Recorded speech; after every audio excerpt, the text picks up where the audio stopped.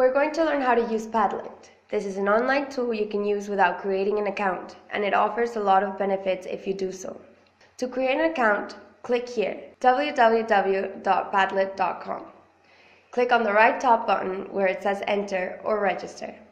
It will take you to this other page where it gives you three options: register with Google, register with Facebook, or simply register. If you have a Gmail account, you can register directly with the Google option.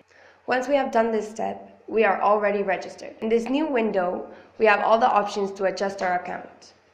In Settings, we have the option to configure our profile or our entire account. We can also include our avatar, change our name, our nickname, write something about ourselves, or identify as a teacher. Here we have more setting options. We can create as many walls as we want to. To create a new wall, click on the top black bar. You already have a new wall. To our right, we find different options. The first one allows us to return to our main Padlet page. Here we can see the different walls we have created and access them at any given moment. The next option that we have is to create a new wall. The following options allows us to see our profile info, share and export, info button, and help buttons. The most important one from which we make all these changes is settings. A new tab will open from which we can name our new wall and add a description if we want to, as well as selecting an image. In this same tab, we can change the background of our wall. We can select one of the images that are already there or upload our own by clicking here. A new tab will open where we will select Upload and choose our file. We'll search for it on our computer and select it.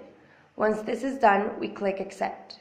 With this option, we can choose if we want the new posts to organize themselves in a structured or free way.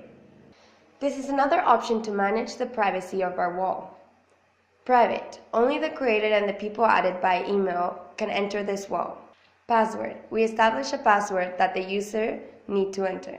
Hidden link. The wall will have a public link, but it will only be visible if you have access to it. Completely public.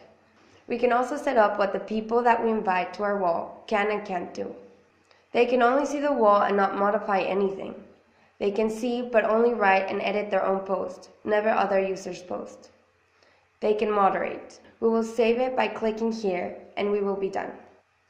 The next option is the wall's link. The website is going to give us a particular one by default, but we can modify it here. It would look like this. Here we have other two options. One is to copy this wall and the other is to eliminate it. In this tab, we have options to share and export our wall. We can share it on social media, export it in different formats as an image, a PDF. We can also paste our wall into another website or blog that we might have. When we finish, our wall is ready to work in a collaborative way.